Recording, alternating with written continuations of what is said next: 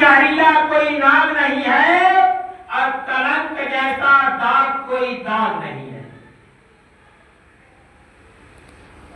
क्रोध सब जहरीला कोई नाग नहीं है और कलंक जैसा दाग कोई दाग नहीं है। बंधन नहीं मजबूत माया जैसा जगत में। और आखिरी बात क्या कवि लिखता है कि कामाग्नि जैसा नाम धनी आग नहीं है, आग नहीं है, आग नहीं।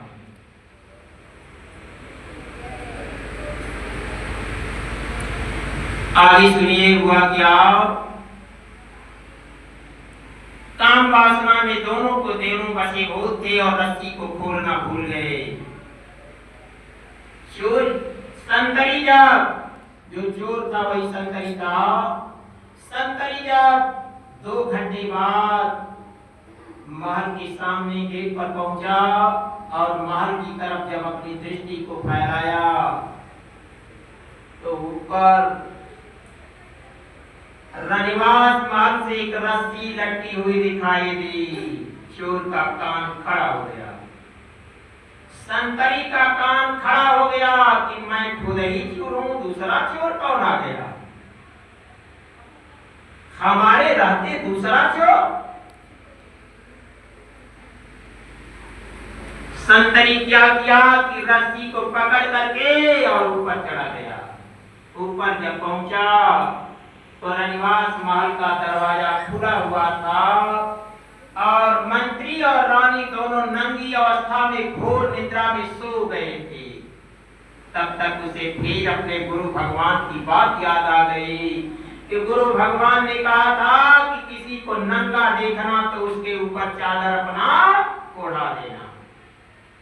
संतरी ने अपने कंधे की चादर को उतारा और दोनों को चादर उड़ा करके फिर रस्सी पकड़ करके नीचे चढ़ाया।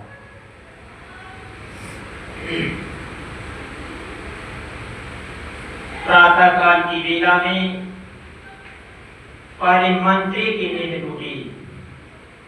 जब मंत्री की नींद टूटे तो मंत्री तो भाई संतरी के साथ रोज रहता था तो चादर छीना था। जब नींद टूटी मंत्री की और चादर दिखाई दिया तो पहचान लिया गया तो संतरी का चादर है। मंत्री रानी को जगाया। रानी को जगा करके कहा कि रानी मैं आपसे बार बार निवेदन किया, मेरी आप एक भी नहीं सुनी। देखिए चादर संतरी का है, इसका मतलब कि संतरी आया हुआ था। अब तो हमारी हालत ठीक नहीं होगी। राजा आएगा तो मुझे फांसी पर चढ़ा देगा तो मेरे बच्चे खाने पीना बिना मरेंगे। मेरे बच्चों की पढ़ाई लिखाई कैसे होगी?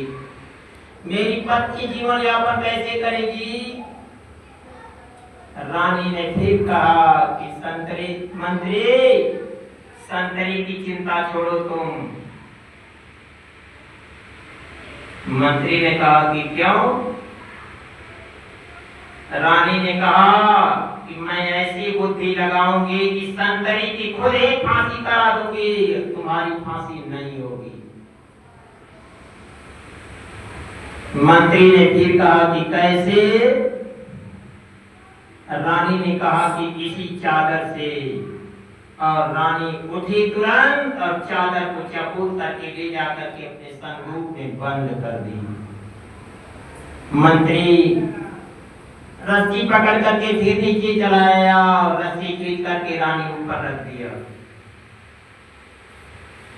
संतरी और मंत्री दोनों अपना ड्यूटी कर रहे हैं, लेकिन मंत्री के दिल में चोर है।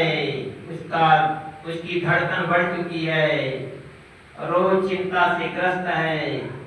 सोच रहा है कि फांसी तो टलेगी नहीं, क्योंकि संतरी बहुत तेज कर रहा है। चोर की दाढ़ी में तिनका लोग कहते हैं, बुजुर्ग कहावत कहते हैं। इसलिए देखिए मंत्री का दिल रोज धड़क रहा है। धीरे धीरे 10 दिन बीत गए। 10 दिन बीतने के बाद जब राजा अपने राज्य में आकर के राज दरबार के राज सिंहासन पर बैठ गया तो सभी के सभी लोग सलाम करने के लिए राजा के पास पहुंचे। राजा के पास पहुंच करके सभी लोग सलाम करने लगे तो संतरी और मंत्री भी जाते हैं सलाम करने के लिए। गांव के नगर के निवासी भी जा रहे हैं सलाम करने के लिए। मंत्री का दिल तो धड़क रहा है और संतरी शांत है, क्योंकि गुरु भगवान ने कहा था कि किसी की शिकवा, किसी की शिकायत, किसी की निंदा किसी से कहना मत।